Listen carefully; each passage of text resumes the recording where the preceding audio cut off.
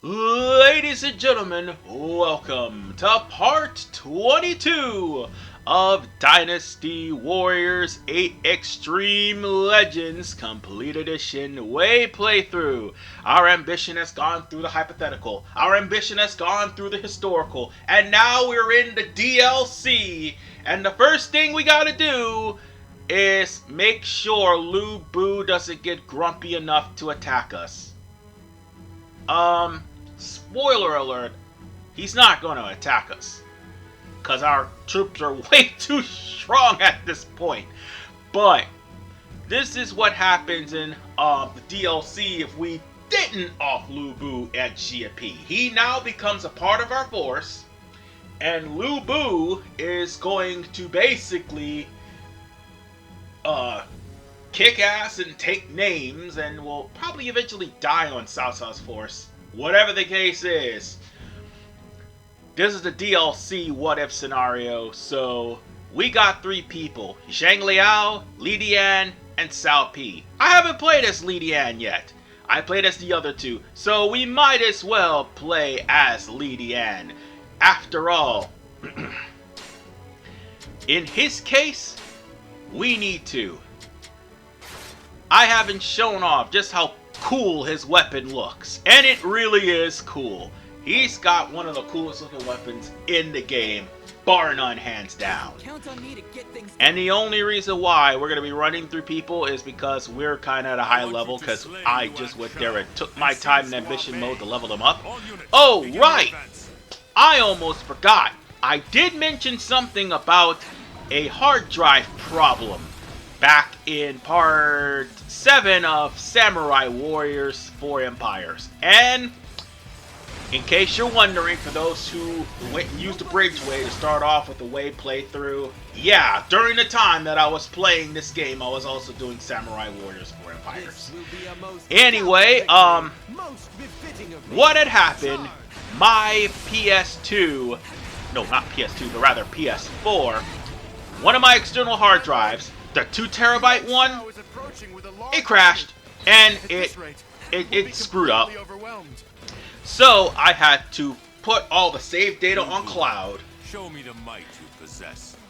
and I had to download the game from the actual store as opposed to using the disc because of the disc error that is on the PlayStation 4.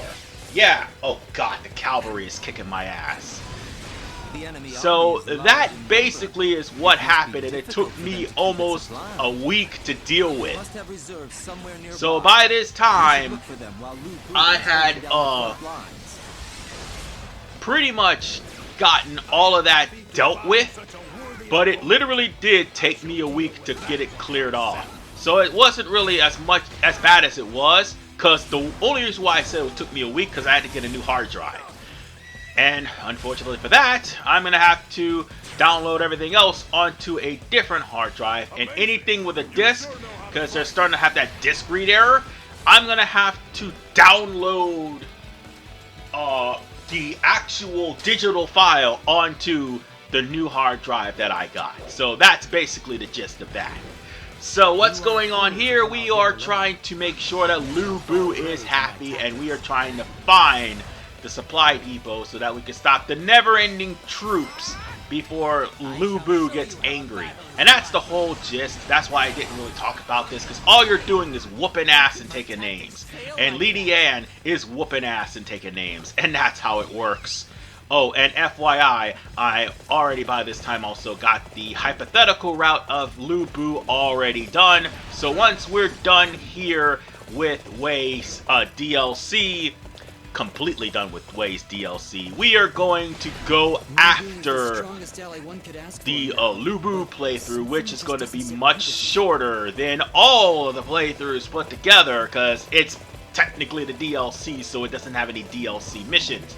Meanwhile, Jin is going to be the longest of the bunch. Without a doubt, it's going to be the longest of the bunch, and on top of the fact that Jin has by far the most star requirements in the entirety of the game. I don't know why, but it does.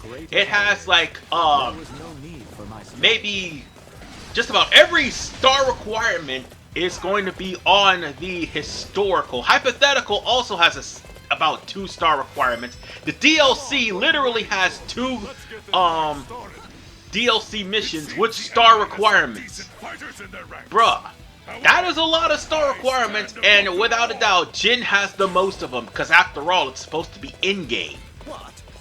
Granted, in Jin's case, they have some of the easiest ones, and they also have some of the hardest ones and the more annoying ones. Nothing like Nanjun, though. That I can assure you. I never want to play Nanjun ever again. No, seriously, screw that stage.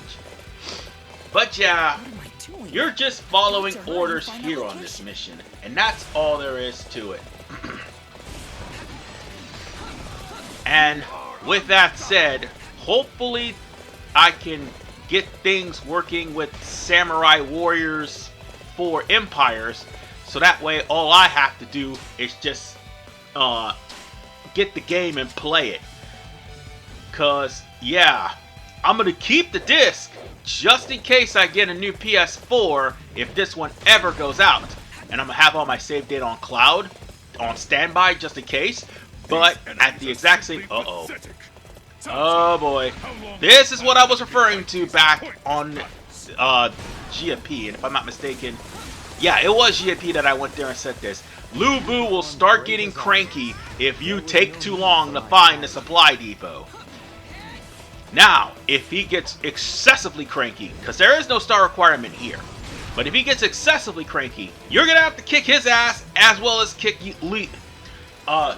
Yuan Shao's ass. And if it gets way too bad to the point where Yuan Shao has Lu Bu on his side, well, Yuan Shao is going to have high morale, and Lu Bu will be damn near invincible to beat. I'm not going to be able to show that off because I actually do win this, because you know how my work ethic is.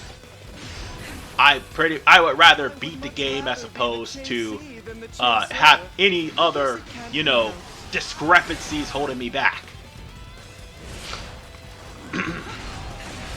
But we found Zhang He. He's the guy that will have the information for the supply depot, which is literally right where I'm at.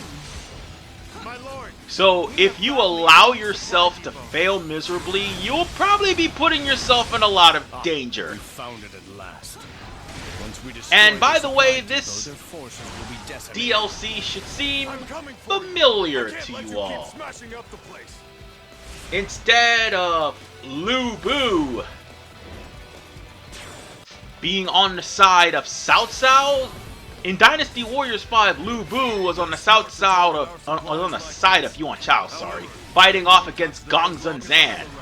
And you had to make sure that Lu Bu is on your side and not grumpy, otherwise he'd turn on you, go after Yuan Shao, and more importantly, annihilate your troops along with everybody else on the field. God have mercy, that is one of the hardest missions in the game if you're playing as Yuan Shao. Now, if you're playing as Lu Bu, it's one of the easiest missions in the game. The only thing that may be a problem is the 3 brothers, but even then, they aren't that much of a problem. And that was also where you got hex marks from, if I'm not mistaken, in Dynasty Warriors 5 Xtreme Legends. So yeah, this mission is a shout out to that. Too bad it's a paid one, and too bad this is also the last time you will ever see Lu Bu as a nemesis in this game. Though that is until you let these guys go and go after Lu Bu. Because if you don't stop these guys, they will, and I repeat, they will. Oh god, he just ran right past me. He just ran right past me.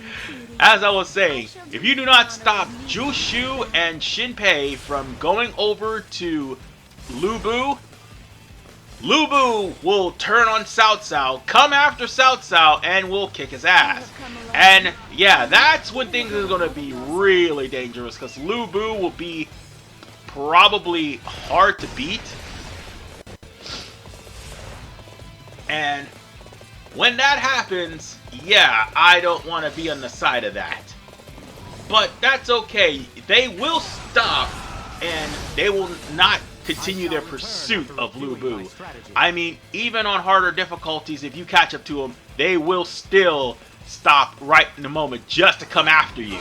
Especially if you're the one causing the high morale. And there's Shinpei right there. And there's one more that you need to take care of. And that is, who was the other one? Tianfeng, him. We gotta take care of that guy. And that takes care of the messengers. If one of those three get to Lu Bu, everything goes south. Which, I gotta recommend you have to be at least level 40 just to play this, if not level 60, due to the fact of Lu Bu.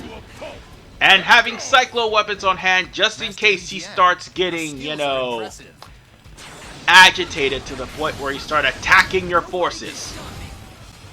So that's the only advice I can give you. That and actually complete the mission as given. But if you want to fight Lu Bu for easy experience, just don't do anything and let Lu Bu betray Cao Cao. That's the only other thing I can think of. Because yeah, beating Lu Bu will guarantee you at least 200 experience. Perfect timing. And more importantly, will guarantee you probably get one of his level 4 weapons. But that's okay, I don't have to worry about that because I already bought a level 4 weapon for him. Anyway, with that said, let's go after Yuan Shao, and once we terminate him, that takes care of the entirety of this playthrough. And the only reason why these guys are going down real fast is because, again, Li Dian is exceptionally powerful and I powered him up in ambition mode.